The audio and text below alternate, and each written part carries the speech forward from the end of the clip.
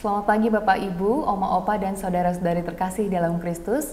Kembali lagi bersama saya Feli Christine dan Oma Lili Dias dalam acara Oke, hari ini. Orang Kudus, Kudus hari ini edisi 25 November 2022. Selamat pagi Oma.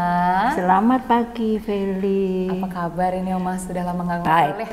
Puji Tuhan. Nah Oma, pada pagi hari ini kita akan ngobrol-ngobrol nih Oma tentang kisah keberanian dari salah satu martir yang cantik. Dikisahkan seorang martir yang cantik, yaitu Santa Katarina dari Alexandria. Baik, luar biasa Oma. Nah, kalau boleh untuk membuka kisah pada obrolan kita pada pagi hari ini ya Oma ya, boleh dong diceritakan Santa Katarina ini berasal dari background keluarga yang seperti apa sih Oma? Santa Katarina lahir pada abad ketiga di Alexandria. Dia lahir dari keluarga bangsawan yang kaya. Karena keluarganya kaya, dia juga mendapat pendidikan yang baik. Dan Katarina sendiri juga gadis yang pandai. Wah, berarti memang Santa Katarina ini merupakan seorang yang terpelajar ya Oma ya. Selain juga karena ia merupakan backgroundnya itu bangsawan, dia juga merupakan murid yang sangat pandai, gitu ya Oma. Oke. Nah, kita akan langsung masuk ke awal bagaimana Santa Katarina ini memulai hidup yang religius. Nah, Feli baca-baca nih sedikit, katanya pada saat sebelum Santa Katarina ini mungkin masuk Kristen, dia itu sempat dijodohkan oleh orang tuanya untuk segera menikah. Itu betul ya, Oma? Ya. Waktu dia beranjak dewasa, orang tuanya itu meminta dia supaya segera kawin, gitu, berumah tangga. Tapi dia tidak mau. Alasannya apa Oma nggak mau?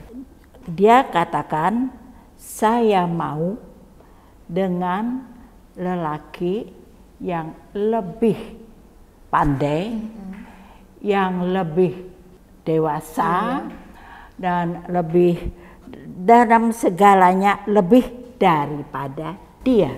Gitu. Banyak lelaki sebenarnya yang kepingin dengan dia, yang mau melamar dengan dia, tapi dia semua tidak mau. Itu alasannya dia, jadi harus lebih daripada dia. Begitu. Sulit ya Oma ya, standarnya tinggi sekali ya. Ya gitu. Terus ada beberapa lelaki yang tetap mau melamar. Terus dia mendatangi, si Katarina ini mendatangi seorang rahib yang suci untuk minta petuah. Rahib ini banyak sekali bercerita kepada dia mengenai Yesus Kristus yang adalah raja dari segala raja, katanya. Banyak dia bercerita, memberikan bayangan kepada Katarina. Kemudian Katarina berkata, kalau begitu saya mau dengan Yesus. Katanya begitu. Saya mau mengabdi dengan Yesus. Gitu. Karena memang dalam ceritanya mungkin sangat Tuhan Yesus digambarkan merupakan sosok yang memang sangat hebat, yaitu seorang raja dari segala raja. Ya. Dan karena dia banyak sekali mendengar cerita mengenai Yesus yang begitu hebat, maka dia juga mau mengabdi dan memberikan dirinya itu kepada Yesus, gitu. Dan dia sendiri juga masuk iman Kristen. Berarti memang kita bisa asumsikan bahwa Katarina ini dulunya bukan Kristen. Bukan Kristen. Baik. Nah, Feli juga dengar-dengar nih Oma, Katarina ini merupakan sosok yang sangat berani. Salah satu peristiwa waktu itu dia sempat menemui raja ya Oma ya, seorang raja. Itu gimana sih Oma ceritanya?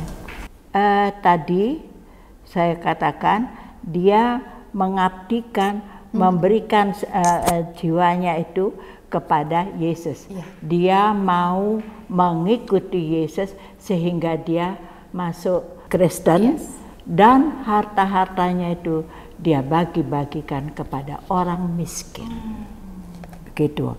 Nah, terus Santa Katarina baru berusia 14 tahun ketika kaisar yang namanya Kaisar Maxentius mulai melakukan penganiayaan terhadap orang-orang Kristen. Berarti pas banget waktu Katarina itu sudah masuk Kristen, penganiayaan tersebut penganiayaan. Si Katarina ini tidak takut, tidak gentar, dia datangin kaisar dan mengatakan bahwa apa yang dilakukan oleh kaisar itu salah. Langsung mendatangi ya berarti Roma ya, wah luar biasa. Dia mengatakan kepada kaisar tentang perbuatan-perbuatan kaisar itu kejam. Nah, lalu raja mengatakan segala berhala-berhala dari iman Kristen, tetapi disanggah oleh Katarina bahwa itu tidak benar. Kemudian kaisar dia mendatangkan 50 orang filsafat untuk bicara dengan Katarina supaya Katarina tahu bahwa Katarina itu menyembah yang berhala-berhala. Tetapi Katarina itu berhasil lagi untuk membantah ke-50 orang filsafat kafir yang pintar-pintar. Nah, sehingga orang-orang kafir itu juga percaya kepada Katarina. Berarti pada akhirnya semua percaya ya? Percaya. Nah, terus marahlah si ini karena amat murka Maxentius membunuh filsafat-filsafat itu. Karena mereka percaya dengan karena filsafatnya lebih percaya kepada Katarina, maka mereka semua 50-nya itu dibunuh. Wah, tragis banget Oma. Nah, Feli dengar-dengar juga setelah ini Katarina itu masuk penjara Oma. Itu gimana sih awal ceritanya? Raja sebenarnya terpesona dengan kecantikannya. Dengan kecantikannya si Katarina. Lalu dia mengiming-iming Katarina akan menghadiahi, akan memberikan mahkota ratu. Ya, dengan kata lain dia mau melamar Katarina. Tapi Katarina tidak mau. Katarina mengatakan, suami saya adalah Yesus Kristus. Jadi ditolak sama dia.